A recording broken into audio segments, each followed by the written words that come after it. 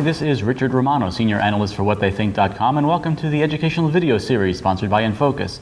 Now, when we talk about workflow automation, what do we mean by the term workflow automation? What is automated in a workflow? When we want to take files and information at the start of our workflow and use all the information without having to have people change file names and write things down, and we want to be able to automate that information all in one step, and have job folders made. We want to have files pre-flighted. We want to have things tell us when something is not right.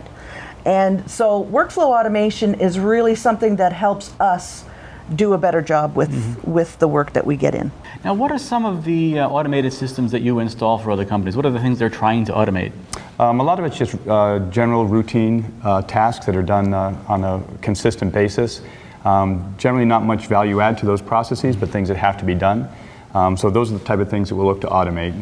We can do things, very simple automation tasks to some very complicated things as well.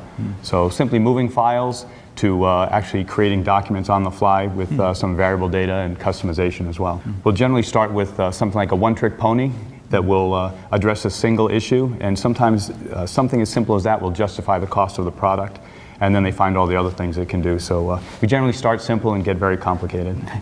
So you've been working with Switch. What are some of the advantages of the Switch that you've found in working with your own customers? Probably the biggest advantage of Switch is that it's an open system, and we're actually automating some of the desktop applications that they already have and know.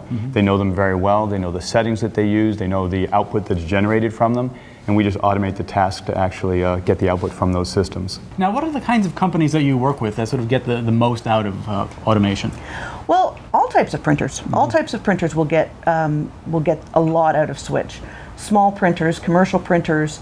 It all depends on what you want to deal with. Anybody that has a website that takes orders will benefit from Switch, because there's a lot of repetitive information coming from a website. You want to have it all automatically be set up by Switch. What are some of the benefits you've seen in some of the companies you've worked with? There's some companies that we've done some things with just on the automation and saving time in the pre-press department is probably a big winner. There's a case that we did with the folks at Miami-Dade, and that actually tied into their mailing system, and they've reported savings of over $1 per piece with some of the automation that we've done in tracking first class and certified mail. And one of the big fears is that this is all like really complicated and time consuming and expensive to set up. Is that any of that true?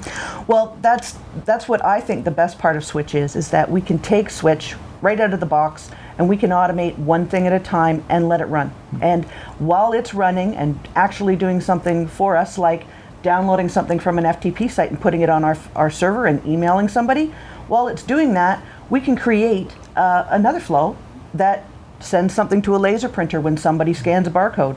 Or we can then set up another flow that will do, and this is where you can do simple things one at a time, and you're accomplishing things and you don't realize it before you're done, that you've accomplished so much. What advice would you give to printing companies or publishing companies or advertising agencies or any other company that's looking to automate certain types of production processes? Try and find something that's simple that we can automate, and that's a great place to start. You can also think very big as well. If you're looking to do something very big, what we'll do is we'll walk through something, a functional spec, and that is you just describe what you're trying to do. And we'll help them walk through that. They develop the functional spec. Based on that, we'll do a technical specification. So it's kind of like they tell us what they want to do, and then we'll explain how we would do that with the tool sets that we have. And once that's done, we map out a plan, and we show them how it's going to be done and do some metrics on that. So it's a very well-organized process for the bigger plans. So in that initial process, have you ever gone through with a company and walked through some of the processes they can automate, and then they said, oh, we didn't know we could do this as well, and then you sort of start adding on to the process? Yeah, they definitely grow from there. And actually, sometimes when we're going through the process, they discover some inefficiencies that they've already had, and just walking through the process, there's some benefits of doing that without actually implementing anything. But then we can actually automate the things that they've identified. So yeah, they definitely start, if they start small, they definitely get big, but some people have gone in with some very large systems to begin with. They have a well-defined specification, and that's good for us.